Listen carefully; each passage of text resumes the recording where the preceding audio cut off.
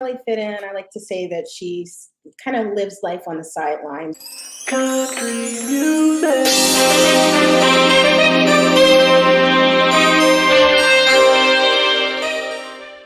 All right, guys, welcome back to our last one-on-one guest episode of Melanin Minds for this season. We're uplifting Black women creatives in the comic book and manga space. Today, we have another amazing guest. Before we even get into the comic book side of things, she's an author, okay? So if you like books, make sure you check out her books as well. But also, she is in charge of a very well-known comic book company that you may know. She is editor-in-chief of Konkret Comics. So please welcome Montrez. Hello, thank you for having me. Thank you for being here and agreeing to talk to me as the editor-in-chief of one of my favorite indie comic book companies. And so to get started, I just want to know if you can share a bit about your background and how your intersecting identities have shaped your experience as a creative. Oh man, so where do I start? I guess you could say that it's the old cliche. I've always loved to read, to write. Even bigger, Saturday mornings were all about the Sci-Fi Channel, so we watched a lot of sci-fi. The oldies like Dark Shadows and Star Trek, Star Wars. X-Men, Toonami. So I've always loved, speculative fiction in pretty much all of its forms. But growing up, it's like other people didn't. So, you were That's the case. classified as like weird or a nerd, wanted to sit down and like dissect your shows and talk about it. And everybody else just wanted to talk about like boys and MTV, which, is cool. But, when you're creative, you have a lot of ideas, you're always reading and carrying stuff around. And so people just didn't get it. Or reading during recess. Yes. So I was kind of like, Belle from Beauty and the Beast. My head was always stuck in a book and it was weird. And then, I had like journals galore. My room was covered in journals with all these unfinished books. Went to college for English, got a master's, thought I was going to maybe do, a more responsible work as like a professor, more on the academic side because I just love writing. Try journalism, so just try all the different little avenues to see, what was an acceptable kind of creative route with writing. And even though it went pretty well, like, I was on a student newspaper and everything, did reviews, all types of things like that. I still came back to storytelling. And so I started editing work as a, freelance editor for novels, nonfiction. And then I got the idea, like, you know what? You're editing other people's stories. Why not write your own? So, of course, back then, that was probably around 2011. They tell you that the route to go is traditional publishing. And, when you're young, you're like, I need to move to New York. I need to move here to make it happen. But luckily for me, I've been very blessed with the family. They're really supportive. And they always tell me, first of all, when are you going to finish a story? Let's start there. And no, you don't need to move to New York. Why, I'll never forget my dad told me, he was like, you don't have to move to New York. Bring New York here. Make it happen here. Why don't you self-publish? And I looked into it. I did query a little bit, because I feel like when you're first starting out, after so long of people telling you, oh, your little hobby, or, oh, you need to get a real job, you kind of need a little bit of assurance that what you're doing has some substance to it. And query, I got so far with that, but then I decided, and it's interesting because looking at like Marvel Comics and kind of how they built that, it actually inspired me to indie publish. I was like, you know what? If Stan Lee can do this, with what he was doing and comics weren't taken seriously back in the day, I can sure enough do this, and there's Right. already so many people out there doing it. And so 20 is kind of where it's at. I always joke and say we need like a name for like the movement that started in 2020 with everybody kind of like branching off in creativity. We You're all need to stuck figure in that the out. house. Oh, go ahead. What did you say? I was like, oh yeah, we need to figure that out. Figure out that name. Yeah. But like, so 2020, I'm like, I don't have no excuses. There's nowhere to go. Nothing's happening. There's no other demands. You publish this book. Okay, and just a quick with me, I am a work from home mom of 3. So you'll probably hear or meet my kids sometime with Right. me. They are totally immersed in everything that I do. They're part of my why for why I do it. But 2020 is where it's at. I launched my first book, which is urban fantasy for young adults or teens. And I did a novella, dug more deeper into editing, and the rest is kind of history. Yeah. Nice.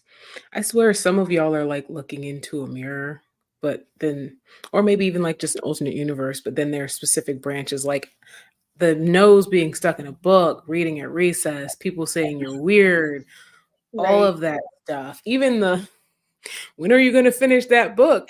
Right. I, I have so many novels I started writing that never got finished. Because to be fair, before we started doing comics, I was going to be a fiction writer and going to be. I have actually released a few things, but that was my in the bag. I even have a story I'm working on now that I've been working on for the last 2 years that I need to just get back to working on, and it's a fiction. And I think a lot of the time, you guys really inspire me to be like, I can go back and finish these. Like other people are doing it. Why not get it done? I just need to put put the pencil down to the paper and get on the grind. And And so that's it's really all. definitely helpful. It's really all it is. One word at a time, one paragraph, one page. Break it down until like it's a win-win for you. Right. So how do you believe that your race and gender influence your creative process and the topics of your work? Oh man, so that's a good one.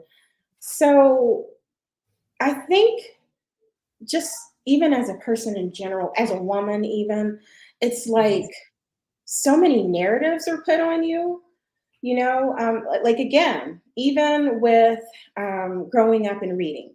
Oh, because I'm not doing what you're doing, I'm weird. Or because I don't Mhm. do things the way you're doing, it's wrong, or ooh, something's wrong with her. You know what I mean? So for a long time, you kind of feel like an outsider. And then, because I didn't look like the standard of beauty that's pushed in books and in the media, like especially when you look at speculative fiction growing up in the early 2000s, it was the moody brunette, Mhm. or the blonde that you see in the 90s. But it was never somebody like us, we were the sidekicks. Oh, and if you were plus size, you're really a sidekick. And growing up, I was usually, there was a movie actually, I don't know if you've seen it, it's called The Duff. It's called, and when you break that little term down, it's the designated ugly fat friend. Yeah. Mm. I was the person that everybody was comfortable to talk to, but nobody wanted to talk to. The weird girl. So a lot of that, and then you get the, oh, you speak well for a black girl, or Ugh. you're not like the other ones. And then you get people, people that do that you want to connect with, Mhm. and who, don't want to connect with you because, oh, you're Oreo. You're not doing what we're doing. So it was a lot of kind of isolation and finding kind of where you fit in. Yeah. And so Yeah. I clung to books, and books brought me joy. And so the biggest thing that I wanted to do was to pass that joy around. That was one of the major things that really inspired me to become a writer. I found joy in books. It was a way that I processed a lot of kind of like events in the world and in my personal life. And like the more I grew and the older I got, I realized how powerful our stories are. The ones that we read, the ones that we write, the ones that we live. Um, and so I began to see the value, in my little perspective of the world. I just wanted to share it and pass on some joy, especially to people that felt like that.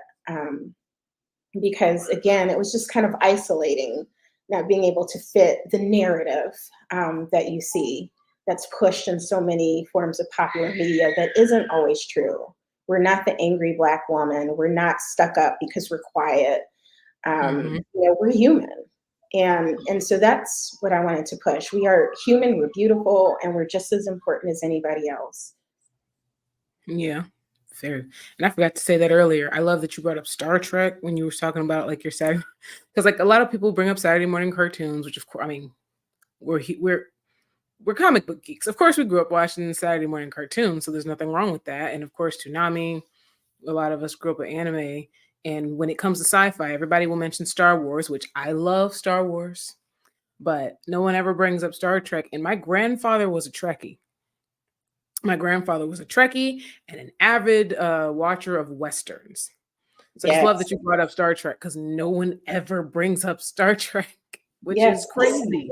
I've got an eclectic palette here. My grandma I didn't go to daycare. She used to watch me before I went to school. So my two favorite movies that I watched every day were Phantom of the Opera and Creature from the Black Lagoon.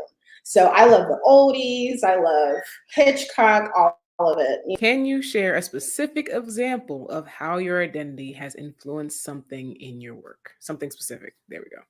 Oh man, I want to say that my first book, Errant, is totally like my author origin story. Writing that book writing that book. So it's about a 16-year-old girl who is an outsider. She doesn't really fit in. I like to say that she's kind of lives life on the sidelines, just kind of watching everybody else, never feeling like she belongs, kind of like where you're so average, there's nothing remarkable about you, but you're so awkward, you just don't even blend in. So she was that type of character. And while I was writing it, that's actually kind of where I found my voice. It's where I discovered that, hey, my story is valid and it does matter. So while I'm writing about this girl who, discovers she has a superpower, I found my own in writing. I actually shared the story. At the time, there was a website called Swoon Reads where you could post your work for free and people would give you feedback and kind of rate it. And you might possibly get a traditional deal with Macmillan Publications, which is a big top 5 company, Yeah. if they chose you based on the feedback from readers. And I'm just going to say that story was not ready. Like editors need editors. You need people to bump up your work. And so I put out a very rough version of my novel, and people loved it. Even the ones that, you would say were rants or bad feedback or whatever, it was really just people being emotionally invested in the story. And so to me, that's a win. If you didn't like it, but you can give me a 5-page reason why, I've done my job. So Right. just pulling on the feedback and then like the things that they kind of just seeing their feedback. And then, like even the minor negative things, which was mostly typos, because again, it wasn't ready, Mhm. that they gave me just showed me that I could trust my instincts because a lot of the things they said, I kind of already knew. And the reason I think why I made those mistakes or those things that could have been better was because I was doubting my own craft and ability. Mhm. And so I just wanted to say that, that whole first book, if you pick that up, that you have tangible proof of kind of who I was and who, kind of where I found myself. Um, I found that writing and creativity, my little voice did matter, just like my character discovered that her existence was more than what she thought. Nice. And yeah, I definitely that is Errant is on my reading list of books that I need to pick up. But I like to have books. Mhm. So it's one of those things where it's like, you're on my list. As soon as I Thank can, I you. will be buying you. And you Thank just made me even more interested in it. So And it's available in audiobook if you're busy like me and you love to read, but you just don't have the time. Audiobooks are such a godsend. that's true. I'll probably just get it both. Because that's if anything, that's what I'll do. Like I'll be like, I need to have the book in my hand. I But feel if it's available on like Audible or Kindle, and I it. just know because it's cheaper, I'll be able to read it faster. I might still do that and then just still buy the book physically on top of that. So I may just have to do that. 'Cause I'm I like, feel been you. in my list for a year. Thank you. When can I get the book? Somebody give me money, please. So, but yeah, it's definitely on my list. I'm very interested, and then getting to the other ones too, because yeah, they all look good. Thank you. I'm gonna skip over that one because that's kind of the same again. And so, what challenges have you faced as a Black woman creative, and how do you stay resilient in the face of systemic barriers and biases in the creative industry? Oh, this is a good one. Again, I think it goes back to, first of all, learning that your voice is valuable.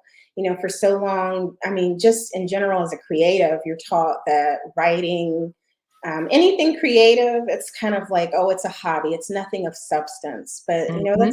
that's not true. Like, how many times has a story encouraged us in our own personal life? How many times have we watched movies and films and just been inspired to do something? How many times have we read a comic? I mean, just look at the impact that X-Men 97 is making. Right. That's storytelling, so it does matter. And so that was the first thing that I had to realize in general. This isn't just your little hobby, it's not just a little story. There's value in it, even if it's just entertaining people. And then Mhm. secondly, as a Black woman, whew, first of all, being a woman, let's break that down. You've got your everyday adulting. I have three littles who are like a full time job in and of itself. But I had a really great support system that kind of help me to navigate that. Like when I was finishing my first book and trying to, I had these self imposed deadlines. We were at a cookout. I had my laptop typing up. Nice. Their auntie was pushing the youngest in a stroller. And you know what I mean? So it was a whole community. I sincerely believe that nobody, at least me, I'm not self made. I will never sit up here and lie and say that I'm a self made success. Like my family, my friends, everyone who loves me, they've contributed in some way, whether it's been babysitting, prayers, coffee, and words of encouragement. I have a whole community behind me, and that's why I'm so big on that, because I know for so many people that that's not the case. But that's one of the huge ways as a woman that I've been able to kind of overcome and juggle everything. Now, as a Black woman, you hear that, well, nobody wants to read that. Nobody wants to read about, or I can't relate to it. That's one that Mhm. always gets under my skin. So we were I forced to can't relate relate to it for to it. years. How can you not relate to a 16-year-old girl that feels lonely or like she doesn't belong? But you can relate to a dragon story, monsters, werewolves. So for me, that was a big thing. And then, you hear people say, don't include your picture. If they know you're Black, they're not going to pick up the book. Or don't put Black girls on the front cover. That might limit your readership. Well, maybe it needs to be limited. Right. And let's not act like especially white women authors don't put Black girls on the covers of their stories all the time to try to get us to pick up their books. Yeah. And so I think what helped me overcome that aspect is when I learned to, first of all, that my voice does matter, that I can add value, and that I started to value it and treat my work like it was valuable. And that meant I'm going to be myself, my quirks, my eccentricities and everything. And if you don't like it, I'm not for you. And I think that's what we as creatives, we have to understand. your work isn't really for everybody. Talk Mhm. to that one person. Talk to, even if that person is you, even if you're doing the story for yourself. And if you stay kind of authentic, if you're true to what the actual story is, if you really write or create the work of art that is in your heart, that's really there, you listen to that, it's going to resonate. It's going to find the actual reader versus, being what everybody else wants, following that narrative and attracting the type of person that you really don't want to connect with. Mm. Be yourself. So that's what I've been learning to do. And sometimes it's hard when you don't quite know who you are, but, start with where you're at and just do your best and until you can do better, and that will take you to the spaces and the people who will love what you have. Mhm. Definitely. Yeah, I agree wholeheartedly. I think we say that all the time. Just your stuff isn't for everybody. Everybody's not gonna like it. Doesn't matter how Right, good it is. right, You'll touch somebody regardless. You will exactly. touch somebody. And you'll Yeah. be surprised by like the Mhm. amount of people. Like, I just thought I was putting out a story, and I had a teacher contact me and tell me one of her students had read my book several times and that it changed her life. I was like, wow. So when I tell you, write your book, put out your stories, make your art. You never know who it's going to touch. I really firmly believe that our stories are more than that. Yeah, I agree. I agree so much. And so why do you believe that representation is important in creative industries, in particularly for Black women?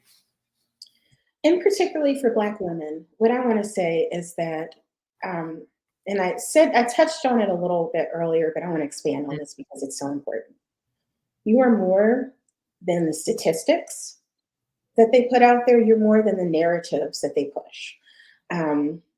I think we are getting better at combating those narratives with more stories, but a lot of times, mainstream media, pop culture, they only want to tackle certain issues, certain perspectives. We have a lot more Black beauties on covers and Mhm. stories, but it's only certain ones. We get Storm and X-Men, but how many other amazing Black superheroes are there in comics?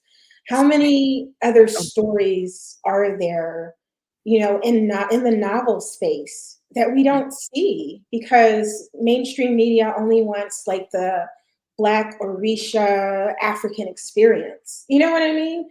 Or they only want to touch on certain issues that we face and they only want to speak to it in one way. mm, And there's diversity within diversity. We're not a monolith. I've seen that a lot, and I agree. We're not a mm, monolith. We have so many types of experiences. And then there's the measurement of our Blackness. I don't know if any other culture goes around and says, you're not this enough of this, or you're too much of that, or you're the wrong type of that. And so with my work and the works that I like to kind of amplify and help support are works that show a diversity of stories, authentic, diverse stories, because we need that. For so long, we've been told that we're too much or too little. You're too mhm, loud. I'm not even a loud person when you get to know me in person. Like when you see me, I'm quiet unless we start talking about books and stuff like we are now. And right. so for people to say, all Black women are loud or all Black women are crazy or this, it's a Mhm, narrative that's pushed on you. And so what I hope, and I used to say like part of my work is Black girl magic, but we're more than that. I want to push Black girl power, empowerment, where you feel uplifted and supported and celebrated mm, because you don't get enough of that, and it needs to stop. We need as much as we can get. If you're into swing dancing, if you're into tap dancing, ballet, STEM, we need to see all of that supported. If you're geeky, if you're sporty, if you're quiet, if you're vivacious, we need all of that because Black women are more than the narratives. We're more than that, and I think when we understand that, we can take control of our own life narratives and stop worrying about what everybody else is saying. Your life is not a biography where somebody else is telling how it goes. It's a choose your own adventure. Life throws things, but you have the power to decide which route you want to take with what you're given and create even more than that. And so that's what I want to say to my fellow Black ladies. As a nerd, as a TTRPG nerd who plays Dungeons and Dragons and is gonna go play Dungeons and Dragons after this, I love the choose your own adventure. Yes. I love that. It's like, yes, life is a choose your own adventure story. I love that. I'm sorry. That was amazing.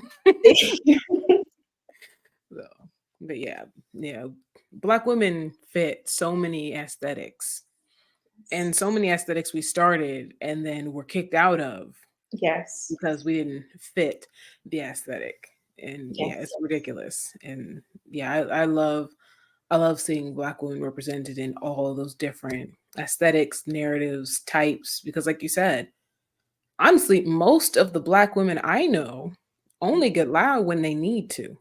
Yeah.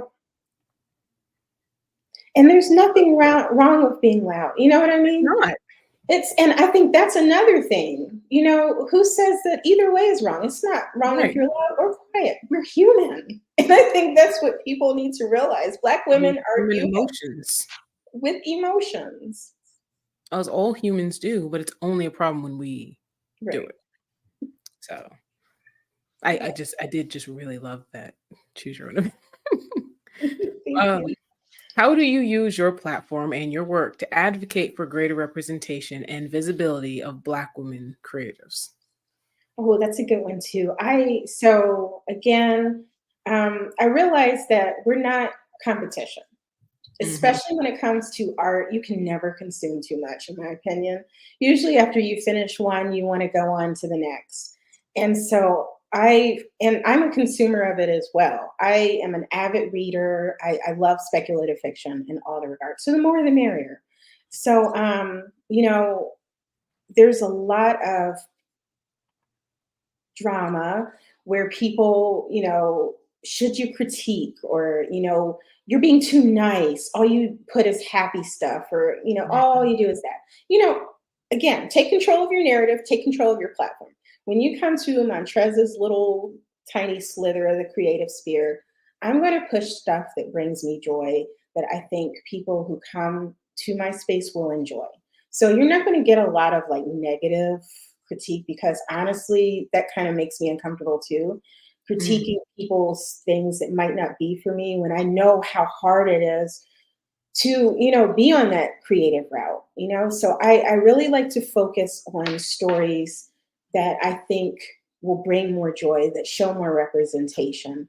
I like to promote works that, just that people will enjoy. It's hidden gems, things that aren't usually talked about. So that's what you're going to find in my space. I started as a book club, but now we're a network, a space where you can kind of create connections with readers, with creatives, and just be inspired and enjoy all types of speculative fiction because that's what I'm really passionate about. You can get a little everything with speculative fiction. So Yeah. that's kind of my space. But I just want to bring more joy and kind of inspiration, whether you're reading or whether you're trying to make those creative things happen. And so through like my recommendations, through my spotlight features, and then also as an editor, making sure that other creatives have that support in the comic and novel writing process because I know what it's like to have support. And again, I realize that so many people don't have people who are in their corner, in their, outside of the virtual space. And so as an editor, I try to be there for fellow creatives as well. Mm. So join the Novel Creature Network, ladies and gentlemen, and make sure that you are expressing your creativity. Okay. Okay. So, how do you reclaim your agency as a Black woman creative?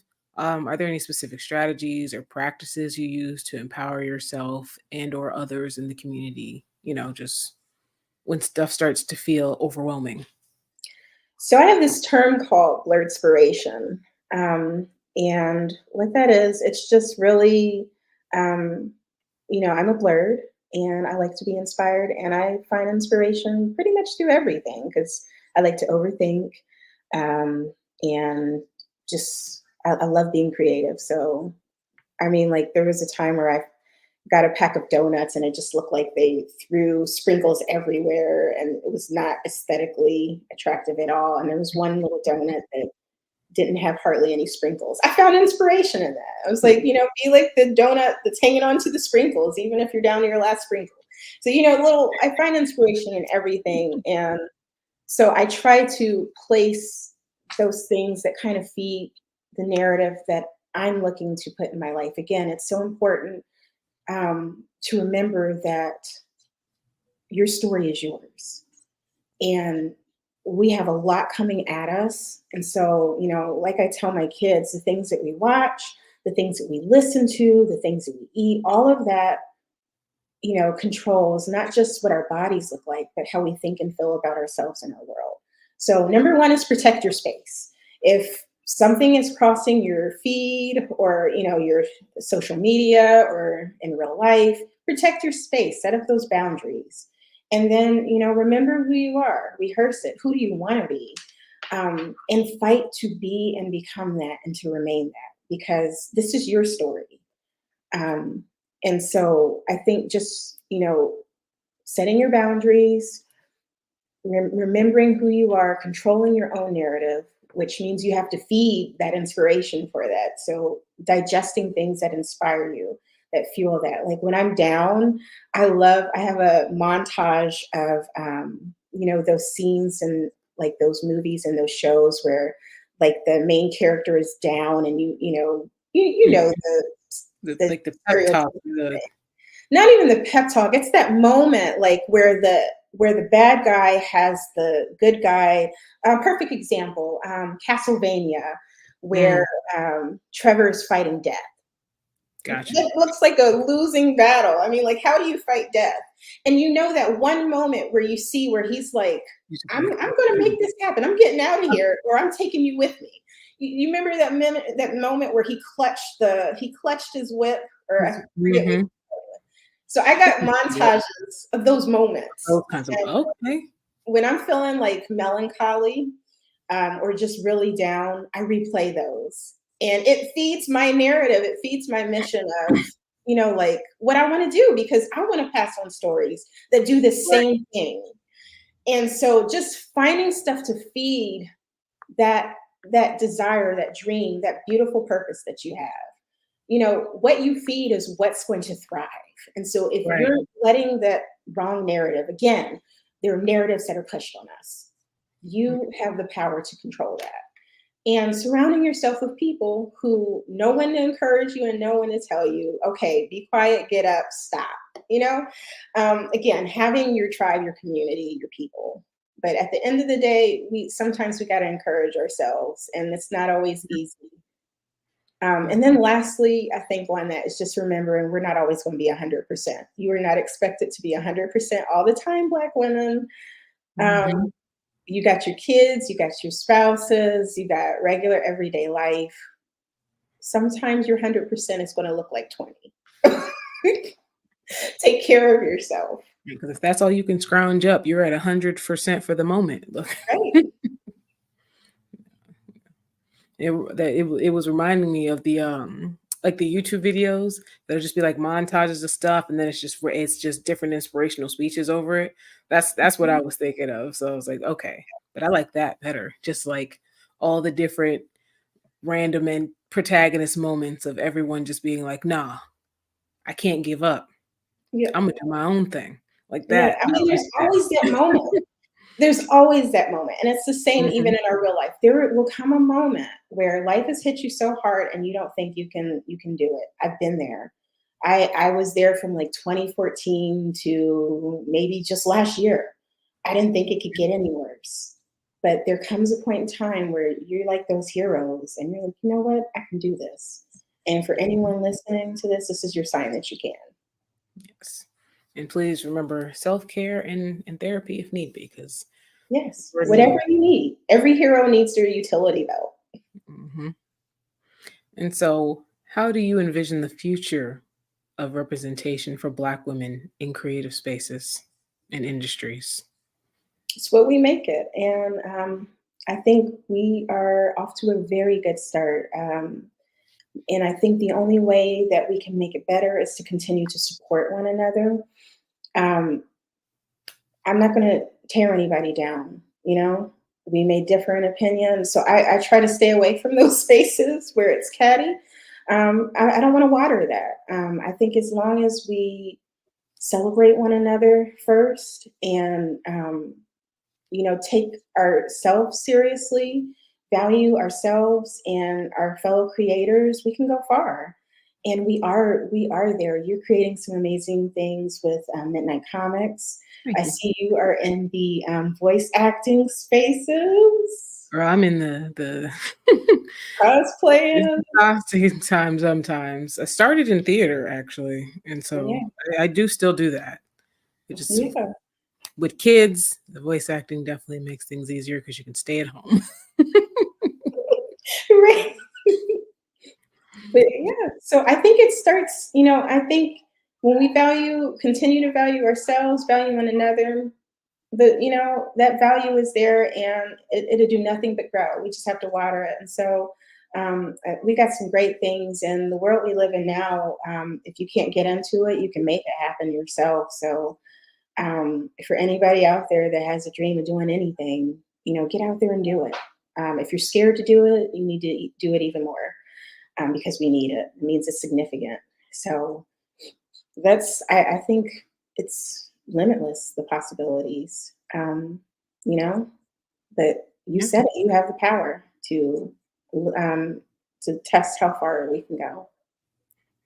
And I think that actually went right into the advice that you would give other Black women creatives in the space. So it was perfect. Perfect. We're going to get to our fun fact of the day, which is Erica Alexander, for those who don't know, is best known, of course, for her character of Maxine in Living Single. She is the co-writer of Concrete Park, a sci-fi graphic novel, and a Buffy the Vampire comic book spinoff called Giles, which is a 4-part miniseries. Guys, Oh there's my so many people gosh. in comics doing stuff that you would Yes. never think or know about. Yes. When I found that, I was like, that is so cool. Maxine is literally my favorite character from Living Single. Yes. Now I got to add that to my list. That's amazing. Right. Like I was like, and it's a sci-fi graphic novel and it's a Mhm. Buffy the Vampire Oh, spinoff. I grew up on Buffy the Vampire. I need to read both of these. So yeah, I thought that was a really cool one. I love learning these other little things that I don't know from the comic industry because a lot of our knowledge from comic industry stuff comes from Marvel, DC, Boom, Dark Horse, Image, and of course, usually the more mainstream stuff, right. usually white creators with exceptions here and there. So I thought that was really cool. Yeah, that's definitely cool. And I think it's important, shout out to all those other imprints that we don't talk about. Usually it's Hmm. like Marvel versus DC. There's so many Hmm. more comic book imprints and amazing comics. So And many. I love And that Image has been on the yes, rise lately. yes, yes. So It's I just thank you for sharing that because I'm totally adding that to my list. yeah. Oh yeah, it's on my list now. I don't know when I'll get to it, but it's there. So I know I can. And of course, everyone, last thing, creative challenge. Create something, anything within reason. That's for adequacy, for change. Of course, you remember our first season was all about all of those kinds of things, and we're continuing the same theme throughout when it comes to the creative challenge, which I still feel like fits the theme of this season as well. So do those. They'll be read on the very last episode, which is the next episode after this. So you have a limited amount of time now to get that stuff in. And of course, I'm going to let Montrez share all her socials so you know where to find her and find her, please. Okay. and then we'll start wrapping it up after that. You can follow me on Instagram. That's like my main social media, at author Montrez. And if you click on my links, you can see all the just everywhere that you can kind of support from there. And you can also subscribe to my newsletter, or check out my website at authormontrez.com. But hope to see you there. And remember that our stories have power. So go live, create, and do it. And of course, like I always say, go follow these people. So, with that being said, of course, you can find us midnightcomics.org. All social media, Midnight X Comics, except for Facebook and YouTube, where we are just Midnight Comics. Or if you're looking for me specifically, you can find me at official_TOSHIJ everywhere except for Facebook and YouTube, where I am Tashi J 89. And of course, remember that a small spark can lead to a big flame. Thank you for tuning in to another episode of Melanin Minds, and I'll see you on the very last episode, guys.